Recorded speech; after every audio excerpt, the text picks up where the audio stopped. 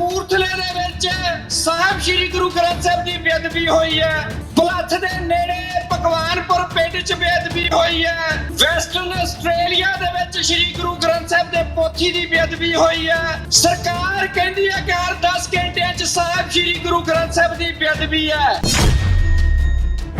ਜਦੋਂ ਪਹਿਲਾ ਖਾਲਸਾ ਰਾਜ ਬਾਬਾ ਬੰਦਾ ਸਿੰਘ ਬਹਾਦਰ ਨੇ ਬਣਾਇਆ ਉਦੋਂ ਕਿਸੇ ਦੀ ਹਿੰਮਤ ਨਹੀਂ ਪਈ ਬੇਅਦਬੀ ਕਰਨ ਦੀ। ਜਦੋਂ ਮਹਾਰਾਜਾ ਰਣਜੀਤ ਸਿੰਘ ਦਾ ਰਾਜ ਹੈ ਉਦੋਂ ਕਿਸੇ ਦੀ ਹਿੰਮਤ ਨਹੀਂ ਪਈ ਬੇਅਦਬੀ ਕਰਨ ਦੀ। ਤੇ ਜੇ ਸਿੱਖ ਸ੍ਰੀ ਗੁਰੂ ਗ੍ਰੰਥ ਸਾਹਿਬ ਦੀ ਬੇਅਦਬੀ ਨਹੀਂ ਬਰਦਾਸ਼ਤ ਕਰ ਸਕਦੇ ਤੇ ਫਿਰ ਤੁਹਾਨੂੰ ਹੱਲ ਕੱਢਣਾ ਪਊਗਾ। ਇੱਕੋ ਇੱਕ ਹੱਲ ਹੈ, ਪੰਜਾਬ ਦੀ ਆਜ਼ਾਦੀ। ਸਿੱਖੋ, ਤੁਸੀਂ ਦੂਸਰਿਆਂ ਦੇ ਹਿਊਮਨ ਰਾਈਟ ਦੀ ਗੱਲ ਕਰਦੇ ਹੋ, ਹੱਕਾਂ ਦੀ ਗੱਲ ਕਰਦੇ ਹੋ, ਤੇ ਜੇ ਤੁਸੀਂ ਆਪਣੇ ਹੱਕ ਲੈਣ ਜੋਗੇ ਨਹੀਂ ਹੋ ਤੇ ਦੂਸਰਿਆਂ ਦੀ ਗੱਲ ਕਿੰਦਾ ਕਰੋਗੇ। 22 ਤਰੀਕ ਨੂੰ ਹਿੰਦੁਸਤਾਨ ਦਾ ਪੁੱਛੜ ਪ੍ਰਾਈਮ ਮਿਨਿਸਟਰ ਮੋਦੀ ਨਿਊਯਾਰਕ ਦੀ ਧਰਤੀ ਦੇ ਉੱਤੇ ਆ ਰਿਹਾ ਹੈ। 750 ਕਿਸਾਨ ਦਿੱਲੀ ਮਾਰਿਆ ਹੈ। 3000 ਪੰਜਾਬ 'ਚ ਸੁਸਾਈਡ ਕਰਕੇ ਮਰ ਗਿਆ ਹੈ। ਨੌਜਵਾਨੀ ਰੋਜ਼ ਮਰਦੀ ਪਈ ਹੈ। ਗੁਰੂ ਗ੍ਰੰਥ ਸਾਹਿਬ ਦੀ ਬੇਅਦਬੀ ਰੁਕਦੀ ਨਹੀਂ ਪਈ। ਤੇ ਫਿਰ ਅੱਜ ਨਾਦਰ ਸ਼ਾਹ ਨੂੰ ਚੈਲੰਜ ਕਰਨ ਦੇ ਲਈ ਤਿਆਰ ਹੋ ਕਿ ਨਹੀਂ ਤਿਆਰ ਹੋ? ਸੋ ਕਿਸਾਨਾਂ ਦੀ ਮੌਤ ਦਾ ਹੱਲ ਕੀ ਹੈ? ਨਸ਼ਿਆਂ ਦਾ ਹੱਲ ਕੀ ਹੈ? ਤੇ ਸਭ ਤੋਂ ਵੱਡੀ ਗੱਲ, ਸਿੱਖਾਂ ਦੇ ਲਈ ਸਾਹਿਬ ਸ੍ਰੀ ਗੁਰੂ ਗ੍ਰੰਥ ਸਾਹਿਬ ਦੀ ਬੇਅਦਬੀ ਰੋਕਣ ਦਾ ਹੱਲ ਕੀ ਹੈ? ਇੱਕੋ ਇੱਕ ਹੱਲ ਹੈ, ਪੰਜਾਬ ਨੂੰ ਰਾਜ ਦੇ ਰੂਪ 'ਚ ਕਾਇਮ ਕਰਨਾ, ਖਾਲਿਸਤਾਨ ਦੀ ਕਾਇਮੀ ਕਰਨੀ, ਤੇ ਜਿਹਦੇ ਲਈ ਅਸੀਂ ਸੰਘਰਸ਼ ਕਰਦੇ ਪਏ ਹਾਂ। ਗੁਰੂ ਰੂਪ ਖਾਲਸਾ ਜੀ, ਗੱਜ ਕੇ ਬੁਲਾਓ ਫਤਿਹ। ਵਾਹਿਗੁਰੂ ਜੀ ਕਾ ਖਾਲਸਾ, ਵਾਹਿਗੁਰੂ ਜੀ ਕੀ ਫਤਿਹ। ਸੋ ਅੱਜ ਜਿਹੜਾ ਆਪਾਂ ਦਿਹਾੜਾ ਮਨਾ ਰਹੇ ਹਾਂ ਸਾਹਿਬ ਸ੍ਰੀ ਗੁਰੂ ਗ੍ਰੰਥ ਸਾਹਿਬ ਜੀ ਦੇ ਪਹਿਲੇ ਪ੍ਰਕਾਸ਼ ਦਾ, ਉਸ ਗੁਰੂ ਕਰਕੇ ਅਸੀਂ ਸਿੱਖ ਜਾਣੇ ਜਾਂਦੇ ਆ ਤੇ ਦਿਹਾੜੇ ਖੁਸ਼ੀਆਂ ਦੇ ਮਨਾਉਂਦੇ ਆ। ਪਰ ਅੱਜ ਸਿਚੁਏਸ਼ਨ ਕੀ ਹੈ ਸਾਡੀ? ਕੱਲ ਕਪੂਰਥਲੇ ਦੇ ਵਿੱਚ ਸਾਹਿਬ ਸ੍ਰੀ ਗੁਰੂ ਗ੍ਰੰਥ ਸਾਹਿਬ ਦੀ ਬੇਅਦਬੀ ਹੋਈ ਹੈ। ਭਲੱਥ ਦੇ ਨੇੜੇ ਭਗਵਾਨਪੁਰ ਪਿੰਡ 'ਚ ਬੇਅਦਬੀ ਹੋਈ ਹੈ। ਵੈਸਟਰਨ ਆਸਟ੍ਰੇਲੀਆ ਦੇ ਵਿੱਚ ਸ੍ਰੀ ਗੁਰੂ ਗ੍ਰੰਥ ਸਾਹਿਬ ਦੇ ਪੋਥੀ ਦੀ ਬੇਅਦਬੀ ਹੋਈ ਹੈ। ਸਰਕਾਰ ਕਹਿੰਦੀ ਹੈ ਕਿ ਹਰ 10 ਘੰਟਿਆਂ 'ਚ ਸਾਹਿਬ ਸ੍ਰੀ ਗੁਰੂ ਗ੍ਰੰਥ ਸਾਹਿਬ ਦੀ ਬੇਅਦਬੀ ਹੈ।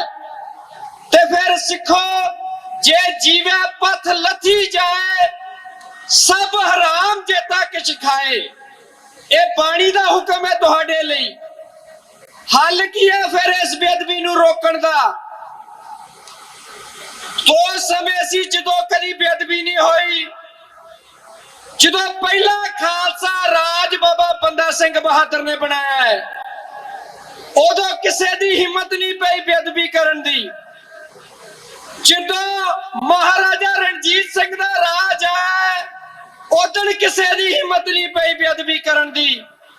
ਤੇ ਜੇ ਸਿੱਖ ਸ੍ਰੀ ਗੁਰੂ ਗ੍ਰੰਥ ਸਾਹਿਬ ਦੀ ਬੇਅਦਬੀ ਨਹੀਂ ਬਰਦਾਸ਼ਤ ਕਰ ਸਕਦੇ ਤੇ ਫਿਰ ਤੁਹਾਨੂੰ ਹੱਲ ਕੱਢਣਾ ਪਊਗਾ। ਇੱਕੋ ਇੱਕ ਹੱਲ ਹੈ, ਪੰਜਾਬ ਦੀ ਆਜ਼ਾਦੀ, ਤੁਹਾਡਾ ਆਪਣਾ ਰਾਜ।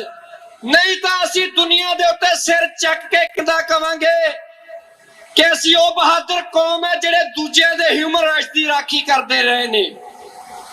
ਕੱਲ ਭਾਈ ਜਸਵੰਤ ਸਿੰਘ ਖਾਲੜੇ ਨੂੰ ਉਹਨਾਂ ਦਾ ਸ਼ਹੀਦੀ ਦਿਹਾੜਾ ਮਨਾਇਆ ਗਿਆ ਸੀ ਤੇ ਇੱਕ ਬੋਲ ਕੈਨੇਡਾ ਦੀ ਧਰਤੀ ਤੇ ਬੋਲ ਕੇ ਗਏ ਸੀ ਕਿ ਸਿੱਖੋ, ਤੁਸੀਂ ਦੂਸਰਿਆਂ ਦੇ ਹਿਊਮਨ ਰਾਈਟ ਦੀ ਗੱਲ ਕਰਦੇ ਹੋ, ਹੱਕਾਂ ਦੀ ਗੱਲ ਕਰਦੇ ਹੋ, ਤੇ ਜੇ ਤੁਸੀਂ ਆਪਣੇ ਹੱਕ ਲੈਣ ਜੋਗੇ ਨਹੀਂ ਹੋ ਤੇ ਦੂਸਰਿਆਂ ਦੀ ਗੱਲ ਕਿੰਦਾ ਕਰੋਗੇ।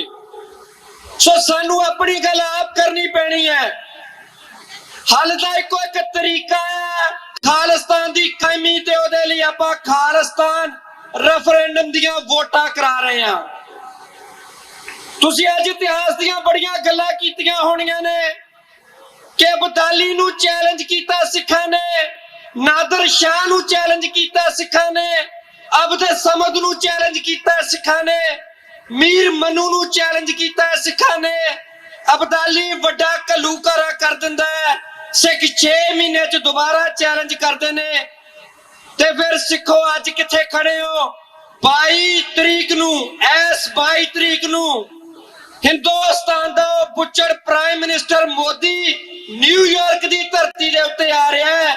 750 किसान दिल्ली मारिया है, 3000 पंजाब च सुसाइड करके मर गया है, नौजवानी रोज मरदी पई है, गुरु ग्रंथ साहिब दी बेदबी रुकदी नहीं पई।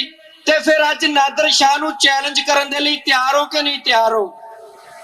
22 तरीक नूं उस नादर शाह ने, अब्दाली ने न्यूयॉर्क की धरती ते आउणा है ते सिख आउण वालियां पीढ़ियां नूं कित्थों सुनेहा देणगे कि अब्दाली नूं असीं चैलेंज कीता है। जे अज तुसीं मोदी नूं चैलेंज ना करोगे ते आउण वाले ढाडी प्रचारक इह कथा नहीं सुणा सकिया करनगे कि सिख अपने जालमां नूं चैलेंज करदे सी।